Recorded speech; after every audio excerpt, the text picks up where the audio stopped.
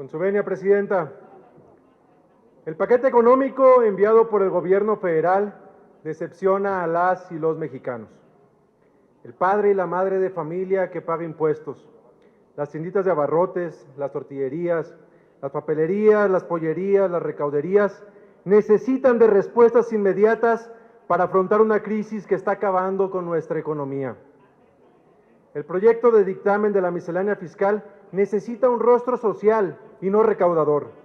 Rechazamos que en el difícil contexto que atravesamos se cobre más impuestos sobre la renta a quienes han encontrado en las plataformas digitales una fuente de ingresos.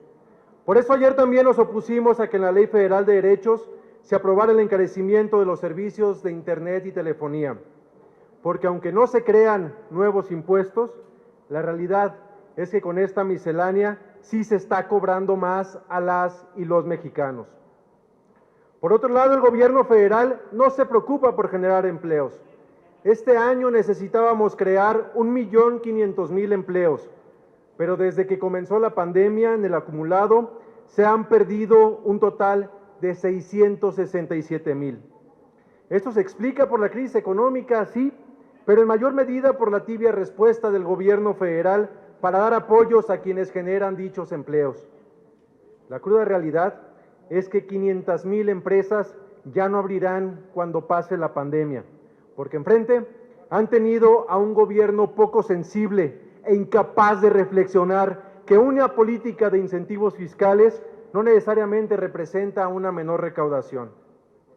Así como en el tema de los fideicomisos que discutimos hace 2 semanas, este gobierno traiciona a las y los mexicanos y muestra su voracidad para obtener ingresos de donde sea, sin importar lo que tenga que destruir. Y lo peor es que lo hace solo para cumplir sus caprichos y destinar los recursos a programas clientelares y proyectos inviables en vez de encaminarlos a atender la pandemia. El gobierno federal no solo ignora a los expertos, las asociaciones, la academia y a la oposición, también las recomendaciones de organismos internacionales que han señalado a nuestro país como el único que no ha implementado medidas fiscales para minorar el impacto de la crisis. Y la pregunta es, en México, ¿cuándo se va a formular un verdadero plan de reactivación económica? La recuperación de nuestra economía no va a lograrse con préstamos de 25,000 pesos que para muy poco han servido, ni tampoco basta con programas sociales que ya existen, ni con una refinería contaminante, ni con un tren que destruya la selva. Estamos en un momento crucial para la economía del país. Urgen medidas como el ingreso básico universal y apoyos para las micro, pequeñas y medianas empresas que generan más del 70% del empleo en el país para que éstas sobrevivan a la pandemia. Urge promover la reactivación de la economía y esta miscelánea fiscal no está a la altura de las necesidades de nuestro país.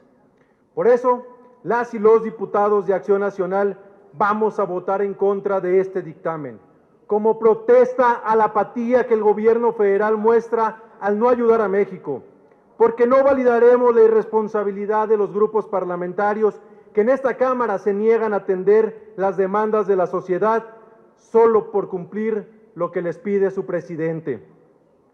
Vamos a presentar reservas para brindar apoyos a las micro, pequeñas y medianas empresas, porque a nosotros sí nos importa rescatar los empleos.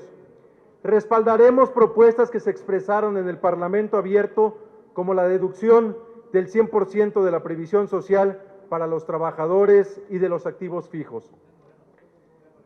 Compañeras y compañeros de Morena, si verdaderamente quieren apoyar los ingresos familiares, hay que reducir las tarifas eléctricas, bajar el IEPS a las gasolinas en un 50%, bajar el ISR al 25%, bajar el IVA al 10% y en la frontera al 8%.